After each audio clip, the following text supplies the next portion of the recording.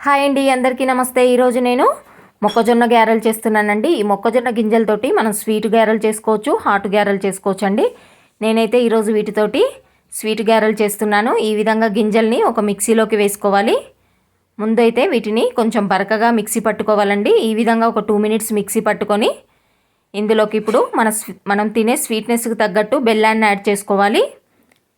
ఈ విధంగా బెల్లాన్ని వేసేసుకొని ఇప్పుడు మెత్తగా మిక్సీ పట్టుకోవాలండి. ఇది ఇక్కడ వీడియోలో చూపిస్తున్న విధంగా ఈ విధంగా మెత్తగా మిక్సీ పట్టేసుకొని దీన్ని మిక్సీ జార్లో నుంచి ఒక బౌల్లోకి వేసేసుకోవాలి. ఇప్పుడు ఇందులోకి 1/2 టీ స్పూన్ సాల్ట్ వేసుకొని మొత్తం కూడా సాల్ట్ కలిసే విధంగా పిండిని మొత్తం ఒకసారి బాగా కలుపుకొని ఇప్పుడు వీటిని గారెల్లా వేసేసుకోవడమేనండి.